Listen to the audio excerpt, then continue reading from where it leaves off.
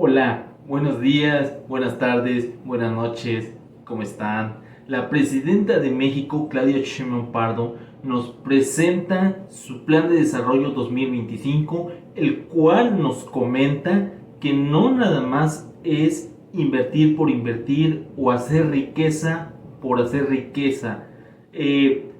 Comenta ella que se tiene que hacer riqueza, pero se tiene que distribuir, porque no tiene caso nada más hacer riqueza y amontonarlo a poder distribuirlo para que a todos los mexicanos nos vaya bien. También comentó la presidenta que el banco notificó que tenemos 228 mil millones de dólares de reserva. Nos adelantó que este lunes entra como director de Cenegas el exgobernador de Veracruz, Cuitláhuac. Sin duda, este año 2025 se pondrá muy interesante. Cierro con una frase del gobernador Durazo que dice: lo mejor está por venir. Véanlo conmigo, por favor. Un anuncio más. Hoy anuncio que a partir de lunes, ingeniero y profesor universitario, exgobernador de Veracruz, Cuitláhuac García, se incorpora como director de Cenegas a partir del próximo lunes. Poca gente conoce que Cuitláhuac es un ingeniero mecánico electricista por la Universidad Veracruzana, muy buen ingeniero. Él estaba estudiando su doctorado fuera y tomó la decisión en el 2006, si no me equivoco, en el 12, hablando así de edades, de dejar el doctorado para venir a luchar por la transformación de México. Pero es un hombre, además de honesto y consecuente, parte del movimiento de transformación con muchos conocimientos técnicos sobre electricidad, pero también en general sobre energía. Entonces él nos va a ayudar a coordinar todos los trabajos que tienen que ver con producción, consumo, distribución de gas natural en Cenegas. Sonora, justamente a la salida del evento, el gobernador Durazo decía: es que lo mejor está por venir, decía yo coincido mucho con él. Creo que hay muchas áreas de oportunidad. Banco de México, por ejemplo, reportaba ayer que se cerró el año con niveles récord también en las reservas internacionales. Tenemos por primera vez 228 mil millones de dólares, creo que 228 mil 900 millones de dólares en reservas, lo cual, bueno, pues da elementos para tener tranquilidad. Evidentemente en México pues tenemos grandes expectativas, como le decía al inicio de mi presentación, de que podamos avanzar de manera rápida, convertirnos en una de las 10 mayores economías del mundo, tener a partir de la política de desarrollo industrial que se está planteando, bueno, pues tener condiciones justamente para aprovechar plenamente nuestras capacidades, nuestros recursos naturales, el talento de la mano y mente de obra mexicanos. Entonces preguntarles si estamos realmente en la orilla de esta fase acelerada con la que, bueno, soñamos muchos mexicanos. Lo que estamos planteando nosotros es que, a diferencia de todo el periodo neoliberal, el Estado debe tener una participación en la economía como eje central de la planeación y que no se confunda con que estamos en contra de la inversión privada o del mercado, no. Lo que no creemos es que el Estado, su única tarea sea la de regular, sino que también tiene que entrar a un proceso de planeación y de participación en distintos sectores estratégicos y al mismo tiempo promover la inversión privada, el libre mercado en ciertas áreas y particularmente la defensa del tratado con Estados Unidos.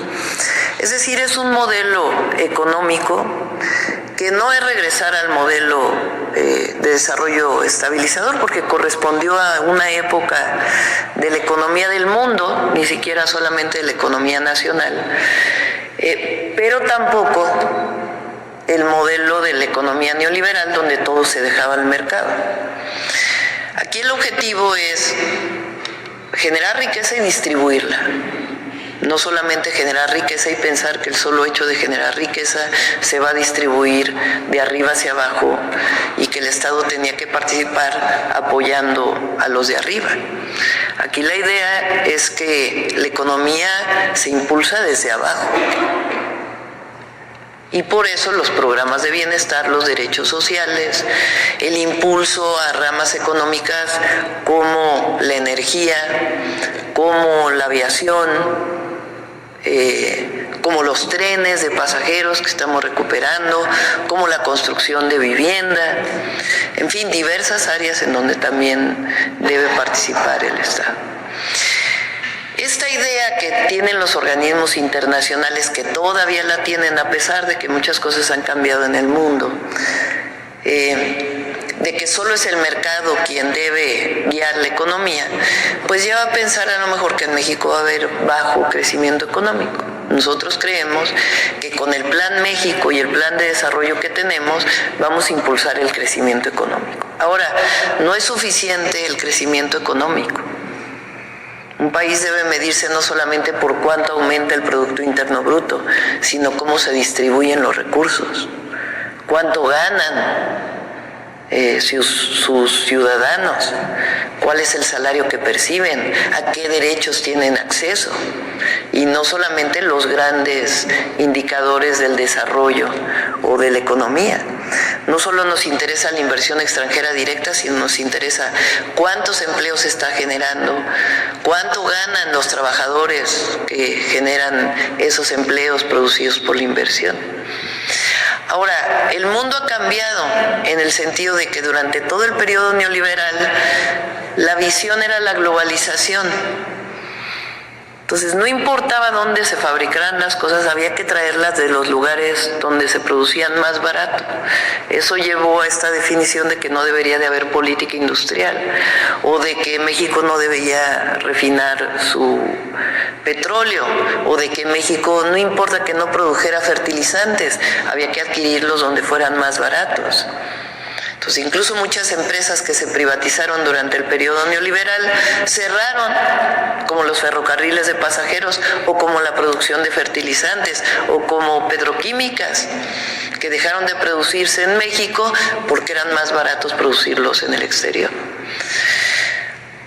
La propia crisis del neoliberalismo desde el 2008, por la crisis del 2008, y particularmente agravada años después por la pandemia y los costos que generó la distribución de mercancías y las limitaciones en la distribución de mercancías y el propio crecimiento económico de China, pues llevaron a una visión distinta de ya no impulsar la globalización, sino los mercados regionales. Entonces, ¿qué visión tenemos nosotros? Tenemos la visión del Plan México. ¿Qué significa? Seguir promoviendo los grandes derechos del pueblo de México. Educación, salud, acceso a la vivienda, los derechos hoy establecidos en lo que eran los programas de bienestar, seguir apoyando desde abajo y al mismo tiempo impulsar la inversión privada. ¿Cómo? Que genere bienestar y que se instalen aquellos lugares en donde hay recursos naturales que permitan su desarrollo. Es decir, no vamos a poner cerveceras en Mexicali, o no vamos a promover, no nosotros, no vamos a promover que se pongan cerveceras en Mexicali, sino en los lugares en donde hay agua, como fue el caso de Constellation Brands, se llama, ¿no? Que se movió a Veracruz y que hoy tiene pues una producción muy importante. A eso le llamamos relocalización de empresas con desarrollo regional, a partir de polos de bienestar. ¿Qué más planteamos? Que México poco a poco debe producir bienes que dejaron de producirse en México en todo el periodo neoliberal y fortalecer la producción nacional con empresas nacionales, desde las microempresas hasta las grandes empresas, y con empresas extranjeras. Entonces, una visión de desarrollo del país que lo que busca es, sí, crecimiento económico, pero sobre todo bienestar. O sea, el desarrollo tiene que tener dos apellidos, sustentabilidad y bienestar. Y eso es lo que estamos planteando. Y justicia al final de cuentas. Cuando se piensa en la economía informal, a veces solamente se piensa en las personas que venden en vía pública, por ejemplo, y que a lo mejor no tienen un espacio y que pagan impuestos, aunque no, digamos, lo que pagaría un microempresario formal dedicado al comercio. Pero hay otras áreas de trabajo informal. Uno de ellos, por ejemplo, es el trabajo de los repartidores, de plataformas. ¿Por qué es trabajo informal? Porque en realidad se consideraban como socios de una empresa transnacional, que por cierto saca la mayor parte de sus ganancias fuera del país, y que contrata personas a través de un esquema en donde no hay contratos, sino que los convierte en socios. A nosotros impulsar la ley que ya fue aprobada, de que esos trabajadores tengan seguridad social y puedan seguir trabajando en las diversas modalidades donde trabajan ahora, pues evidentemente estamos formalizando sectores de la economía. Al seguir impulsando que las trabajadoras del hogar puedan tener derechos y seguridad social, pues estamos formalizando una parte del sector de la economía que se considera informal.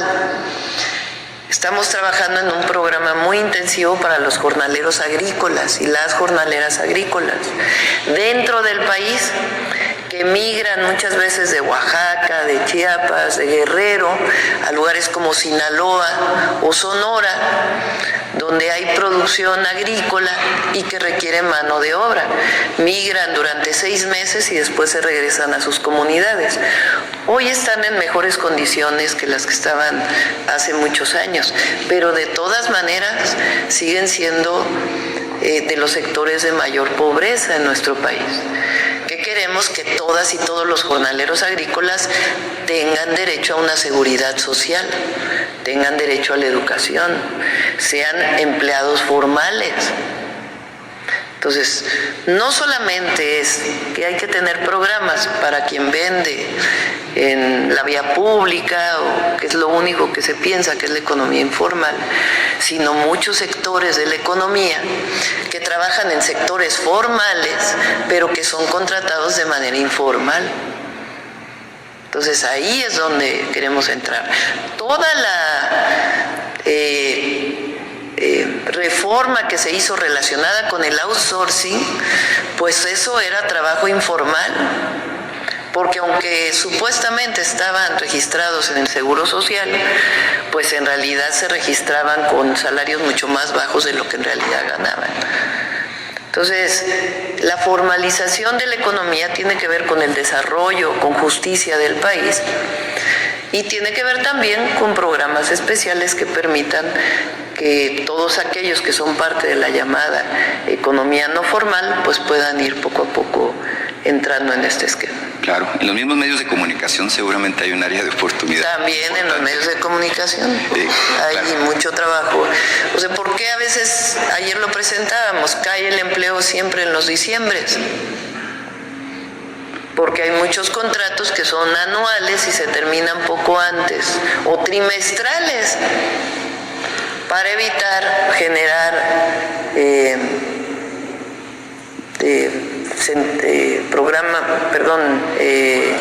antigüedad y ser parte del Instituto Mexicano del Seguro Social.